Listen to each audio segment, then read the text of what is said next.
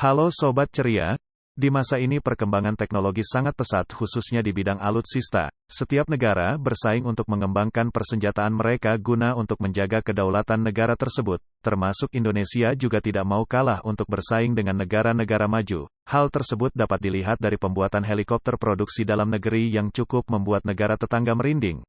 Tapi sebelum lanjut ke pembahasannya, mohon Sobat Ceria untuk terus mendukung channel ini dengan cara subscribe, like, dan share ya Sobat. Di MEF, Minimum Essential Force. Tahap I, pengadaan alutsista di lini helikopter tempur punya perhatian tersendiri, dibuktikan dengan langkah TNI untuk out of the box dengan membeli helikopter berkualifikasi full kombatan Mi-35P HIN dan berlanjut ke order pengadaan AH-64E Apache Guardian. TNI AD tak bisa melulu mengandalkan armada helikopter pemukul pada jenis NBO 105 dan NBEL 412, yang paling mentok hanya dipersenjatai SMB, senapan mesin berat 12,7 mm dan roket FFAR.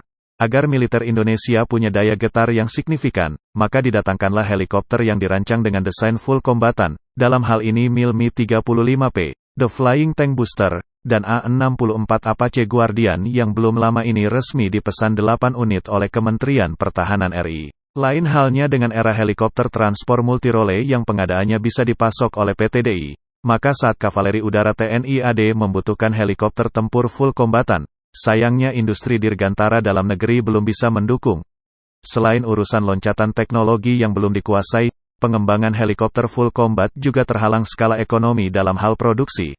Bila PT DI memproduksi heli sejenis NBO 105 dan NBEL 412, maka pasarnya cukup besar. Selain menyediakan varian militer, platform helikopter ini juga sangat ideal untuk kebutuhan sipil. Lain hal dengan helikopter tempur, yang pasarnya begitu terbatas dengan pesanan yang tak mencukupi dari sisi skala ekonomi. Karena alasan itulah, serta-merta Indonesia mengadopsi jenis helikopter Mi-35P HIN dan AH-64 Apache Guardian. Melihat pengadaan unit masing-masing jenis heli tempur yang sangat minim, menjadikan tawaran transfer of technology, yang diterima terbilang minim. Melihat kebutuhan puspenerbat akan helikopter berkualifikasi full kombatan, tak lantas PT DI kehilangan semangat untuk memasok di segmen ini. Boleh saja kini ada Mi-35P dan ada AH-64E Guardian, tapi kuantitas yang ada sangat minim. Melihat luasnya cakupan wilayah RI, idealnya jelas kita butuh lebih banyak helikopter full kombatan untuk menjaga bentang wilayah perbatasan yang demikian luas. Bila kelak ada alokasi pendanaan alutsista yang lebih besar, peluang order helikopter full kombatan masih terbuka. Dengan modal penguasaan platform dasar pembuatan helikopter, PT Dirgantara Indonesia bekerja sama dengan Dislitbang TNI AD dan merumuskan sosok helikopter tempur, Gunship, rancangan sendiri. Helikopter yang diberi label Gandiwa masih dalam tataran konsep berbeda dengan UAV, Unmanned Aerial Vehicle, atau drone wulung untuk kebutuhan TNI AU yang prototipenya terbilang sudah sukses mengudara. Gandiwa adalah panah sakti milik Arjuna yang dilengkapi tabung berisi panah tak hingga jumlahnya.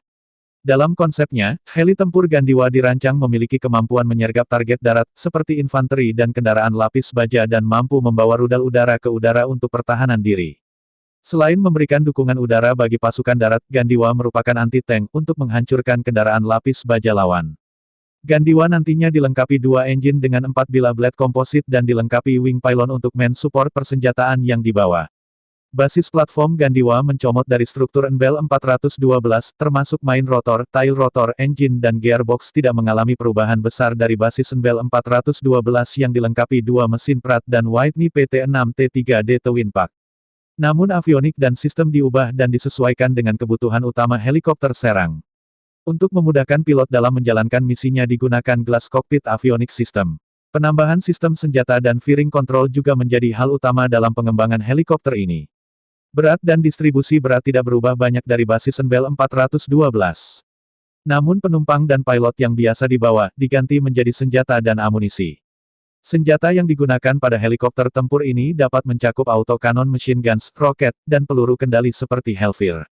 Konfigurasi Gandiwa juga tandem seat, khas helikopter tempur. Posisi pilot ada di bagian belakang, dan gunner ada di kokpit bagian depan. Mengenai kiblat Gandiwa dengan platform NBL 412, boleh jadi karena kedekatan PT DI dengan pihak Bell Helicopter Textron. Sehingga akan lebih mudah dalam urusan negosiasi, izin, lisensi dan kaitan lain seperti TOT.